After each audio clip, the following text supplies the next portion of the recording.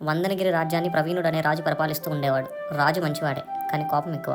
కోపం వస్తే ముందు వెనకాల ఆలోచించేవాడు కాదు. దానికి తోడు అతను రాజు కావడంతో కోపంతో అతను చేసే ఆజ్ఞలు, విధించే శిక్షలు వెంటనే అమలైపోయేవి. రాజుకి ఎంతో నమ్మకస్తుడు, మంచివాడు, పాకశాస్త్రంలో ఆరితేరినవాడైన ధర్మయ్య అతని వద్ద వంటవాణిగా ఉండేవాడు. ఒకరోజు ధర్మయ్య వంట మొత్తం చేసి పెట్టి కుమారునికి అనారోగ్యంతో ఉండగా వైద్యుని వద్దకు తీసుకువెళ్తూ మహారాజుకు వడ్డించే బాధ్యతను మరో వ్యక్తికి అప్పగిస్తాడు. అదే రోజు మహారాజు భోజనం చేయడానికి కూర్చున్నాడు. ఆ వ్యక్తి వడ్డించాడు. రాజు కూర కలిసిన అన్నం తినడానికి నోట్లో పెట్టుకోగానే కారం ఎక్కువై నాలుక చర్రున మండింది. దాంతో ఆగ్రహించిన రాజు వంట చేసింది ఎవరు అని ప్రశ్నించగా ఆ వ్యక్తి కంగారు పడుతూ ధర్మయ్య అని చెప్తాడు. రాజు వెంటనే నేరస్తుల శిక్ష అమలు చేసే అధికారిని పిలిచి ధర్మయ్యను బంధించండి, ఎల్లుండి తెల్లవారేసరికి అతను ఉరిశిక్ష విధించండి అని ఆజ్ఞ జారీ చేశాడు. ధర్మయ్యను బంధించి కారాగారంలో వేశారు.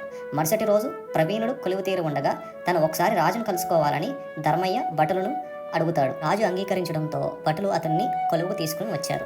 రాజు తన ఆఖరి కోరిక ఏమిటో అని అడగక ధర్మయ్య నాకొక విల్లు బాణం కావాలని అడిగాడు. భటులు అవి తెచ్చి ఇవ్వగానే ధర్మయ్య ఇప్పుడు నేను ఈ బాణాన్ని రాజు మీదకి వదలాలనుకుంటున్నానని అన్నాడు. వెంటనే భటులు అతన్ని బంధించారు.